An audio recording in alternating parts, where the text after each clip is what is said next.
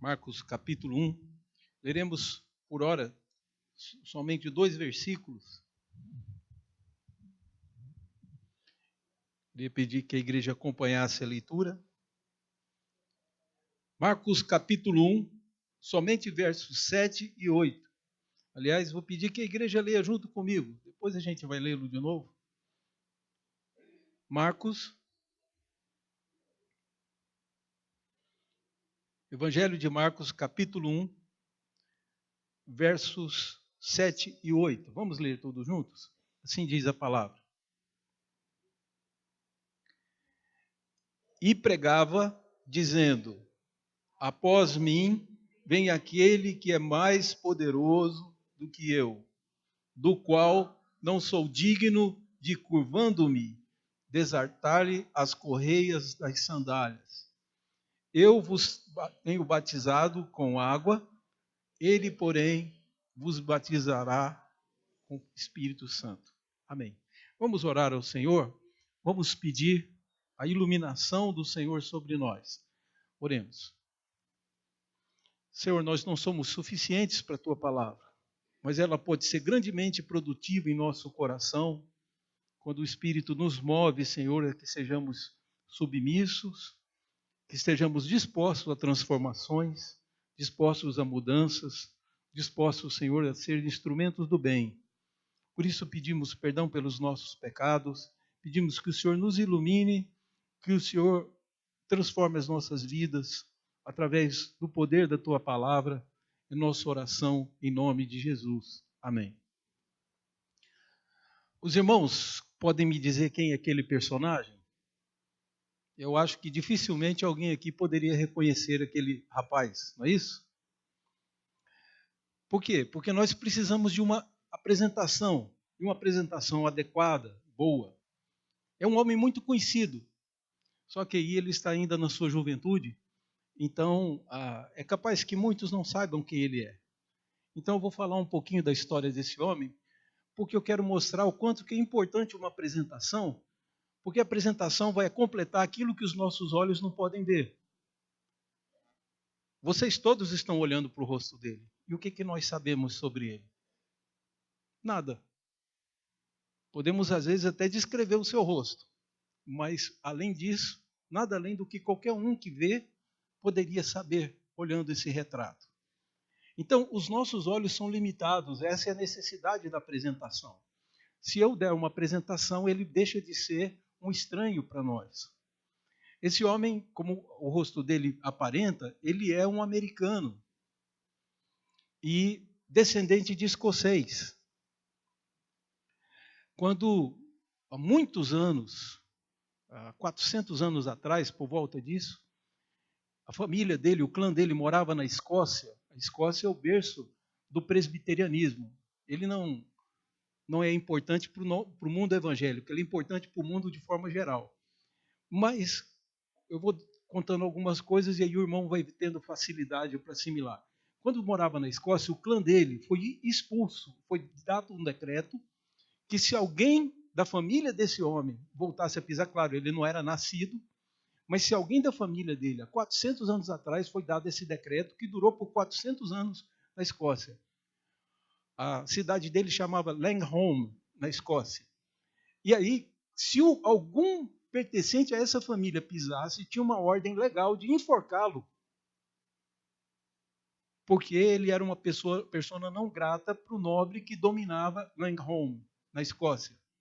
Então a família dele, por causa da perseguição, fugiu para os Estados Unidos e ajudou a colonizar 400 anos atrás os Estados Unidos. Esse homem, queridos, aqui ele já mais velho, ele morreu em 2012 com a idade de 82 anos de idade. Né? Ele nasceu em 1930. Em 2012 ele faleceu e qual que foi a grande contribuição dele? Ele foi um marinheiro, um fuzileiro naval americano durante a Guerra da Coreia e quando voltou se tornou piloto de prova do governo americano. Só que aí, o que aconteceu na história dele? Foi chamado para servir na NASA e ele foi para a NASA. Esse homem chama-se Neil Armstrong. ele é o primeiro homem a pisar na Lua. Em 1969, ele pisou na Lua e se tornou um herói mundial. Interessante o gesto de humildade que foi que quando ele chegou lá, ele deixou, o último ato dele foi deixar um memorial homenageando os astronautas russos, os cosmonautas russos, que saíram da atmosfera, que viajaram pelo espaço e abriram caminho para ele. Na época, Estados Unidos e Rússia eram inimigas da Guerra Fria, em 69, e mesmo assim ele fez a homenagem. Bom, o que acontece? A importância de uma apresentação, né? Que mostra aquilo que os olhos não podem ver. Esse homem, quando voltou de lá, ele foi convidado pelo governo de Longholm para comparecer, e lá foi rasgado na presença do público, das autoridades, o decreto de enforcamento. E ele foi considerado um cidadão livre e um cidadão de Longholm, apesar de ser americano. 400 anos depois, por causa do seu gesto, foi rasgado. É evidente que se alguém na época apresentasse o seu avô, seu tataravô, como parente, dizer, ele vai ser... duas alternativas, né? Ele vai ser o primeiro homem a pisar na Lua, talvez a família fosse melhor tratada, ou talvez fossem presos como loucos, né? E naquela época, 400 anos atrás, ninguém pensaria que o homem pisaria na Lua. Então, e aí a necessidade de apresentarmos. Agora, ele já não é mais um estranho para os irmãos. Ele é um herói americano, condecorado, um herói mundial, e é o primeiro homem a pisar na Lua. Neil Armstrong. Bom, daí, por que eu estou falando de apresentação? Porque é muito importante você ser apresentado a Jesus. Há coisas sobre Jesus que o homem natural não pode enxergar, porque está fora do seu alcance, eles não conhecem a história de Jesus. Aliás, alguns fariseus disseram, quando o Messias vier, ninguém saberá de onde ele vem, e nós sabemos, você vem de Nazaré da Galileia. Ora, queridos, Nazaré é a cidade onde Jesus foi criado. Ele nasceu em Belém da Judéia, cidade que as Escrituras dizem seria o lugar de nascimento, a terra natal do Messias. Mas como é que alguém olha para você e descobre que você é de Belém e não de Nazaré? Então era preciso que Jesus fosse apresentado.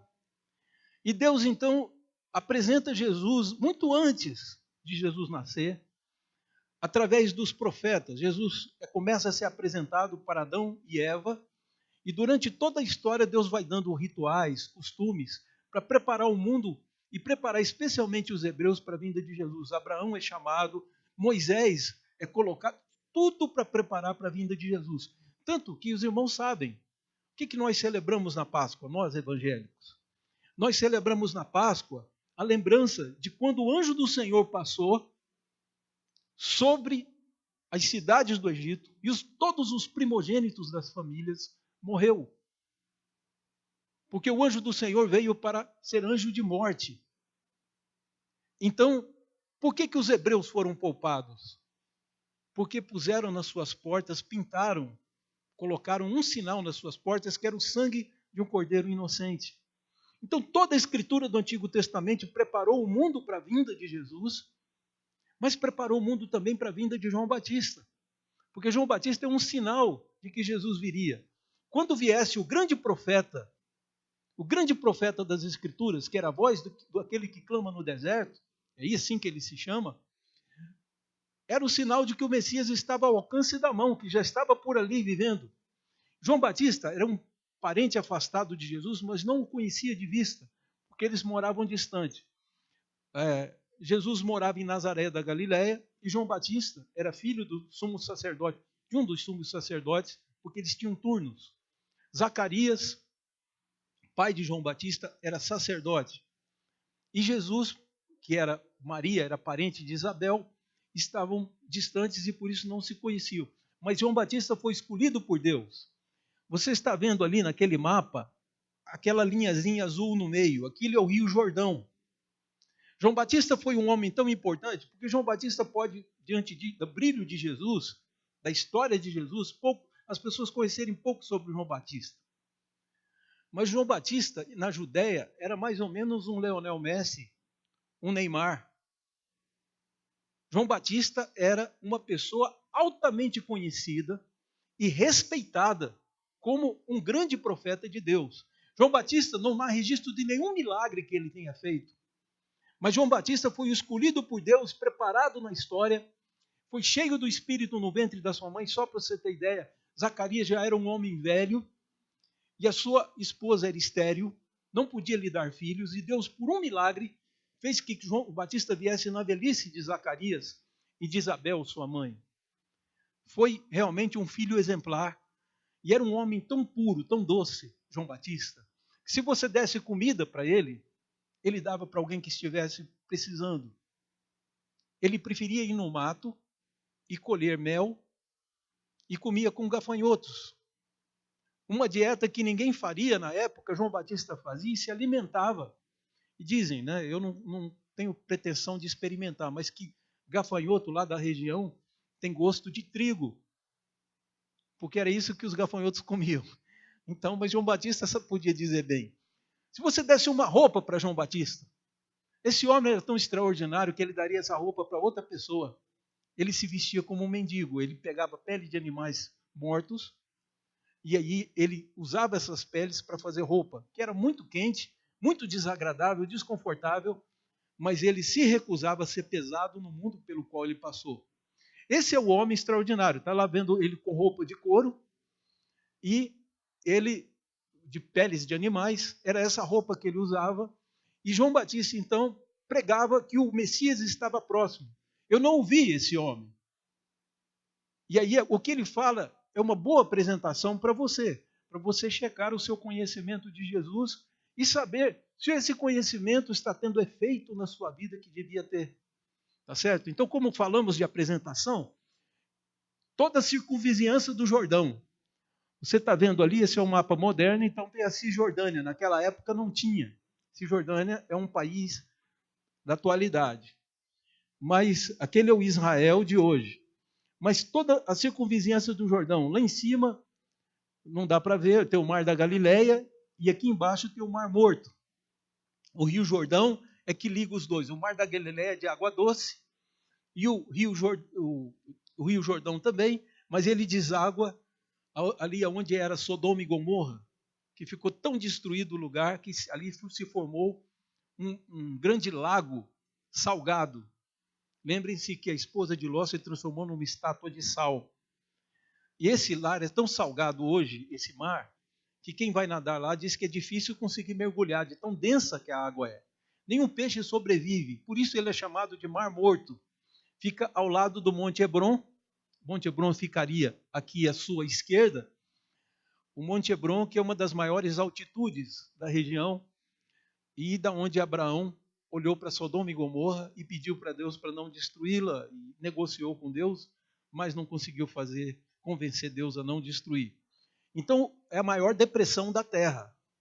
Se você pensar, a maior depressão da Terra é esse lugar, por causa da destruição que foi feita com Sodoma e Gomorra.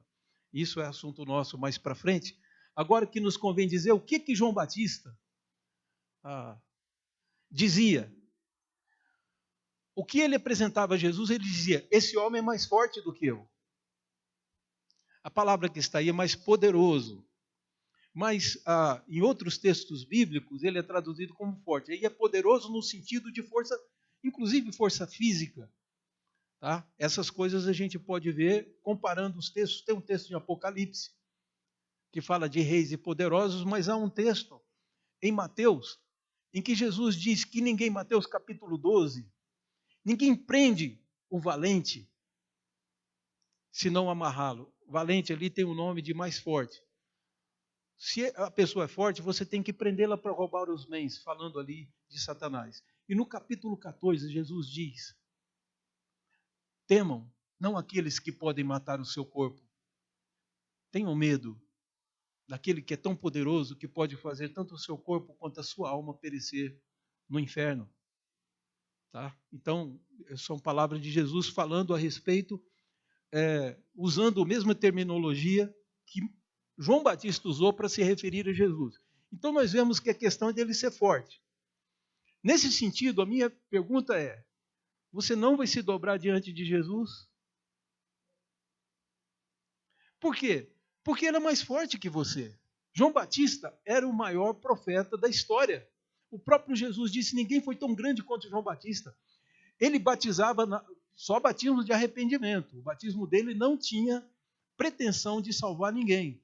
O batismo de João Batista era um batismo que simbolizava que a pessoa estava lavando-se do seu passado e começando uma nova vida. Esse era o símbolo do batismo de João Batista. Não foi ele que inventou. Os hebreus já praticavam o batismo quando eles queriam que um gentio se tornasse parte da igreja, ou parte do povo de Israel.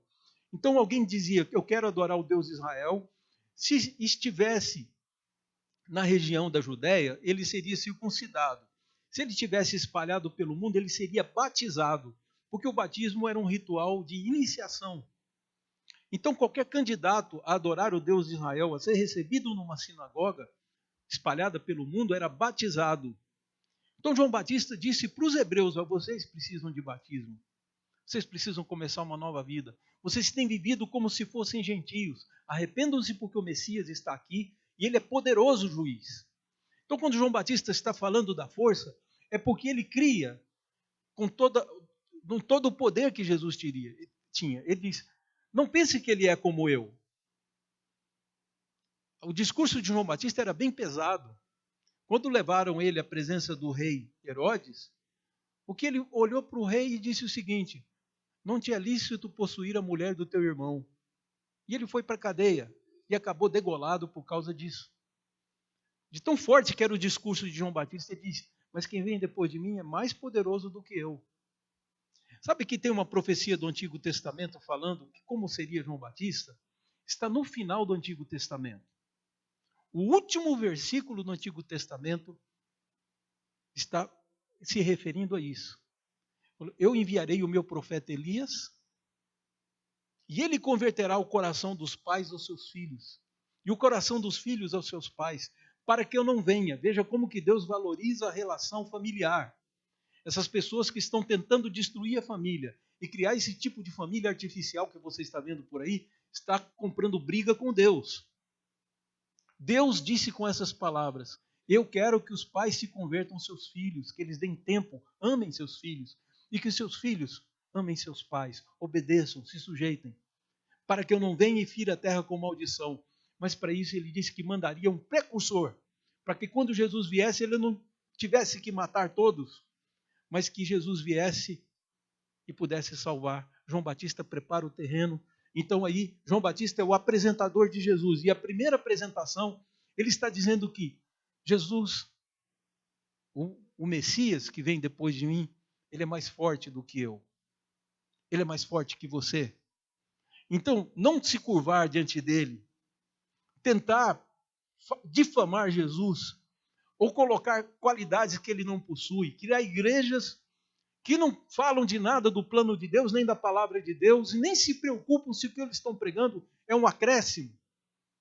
Leia no seu boletim, tem um versículo de Provérbios dizendo que você não acrescente nada à palavra de Deus para que você não seja chamado de mentiroso por Deus.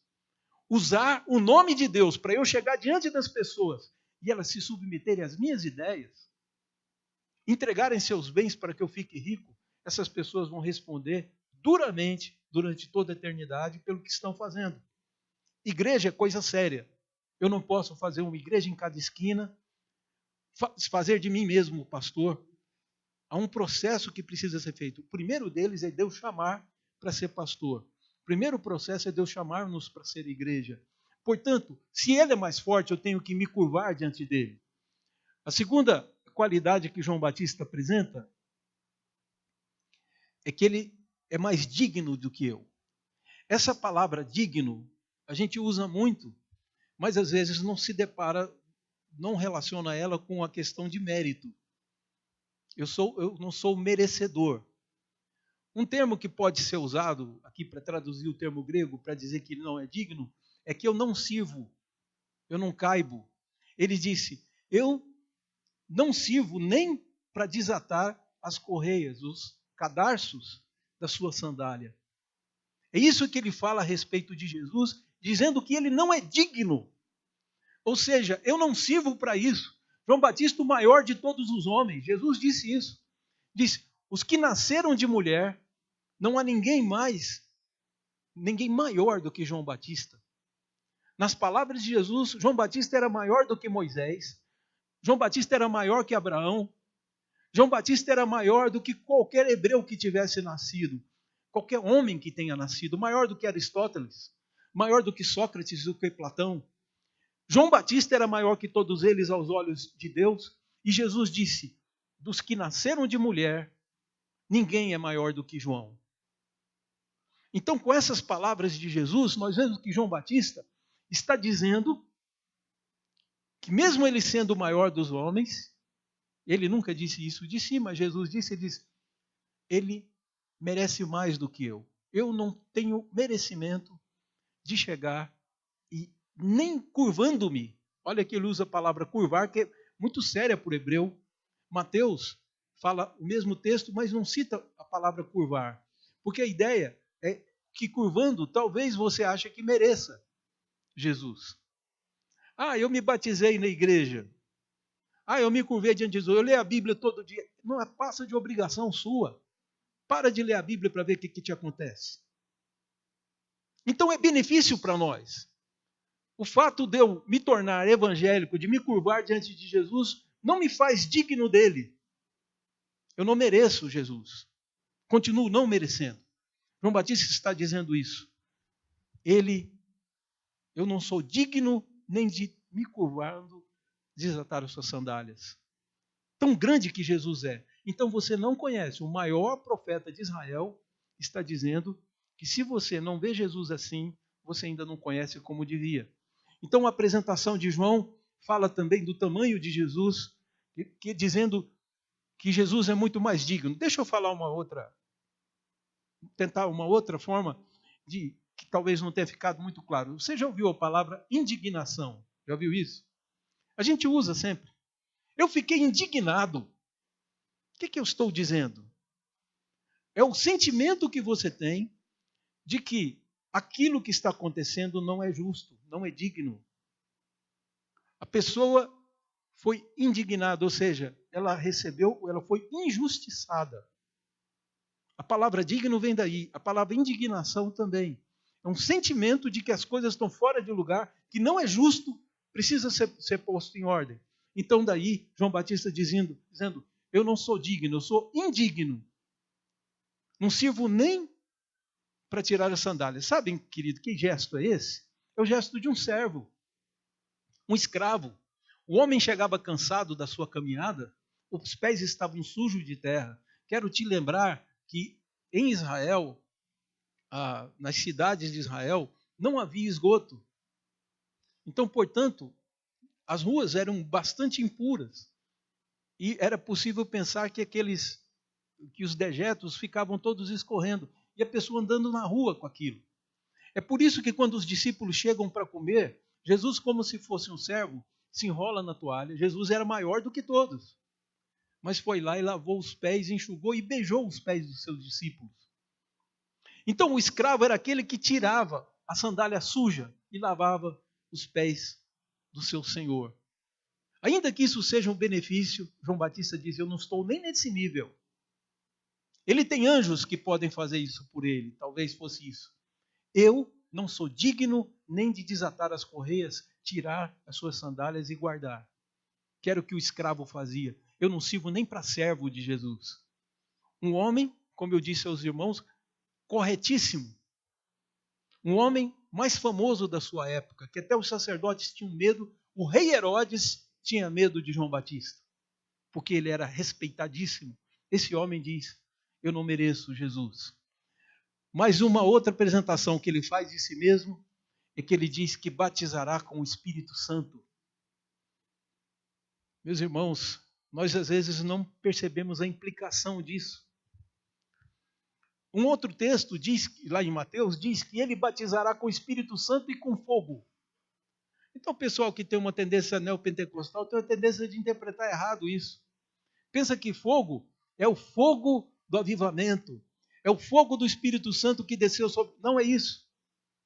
Se você ler o discurso em Mateus, fogo ali tem a ideia de juízo, de inferno, de condenação, de lago de fogo.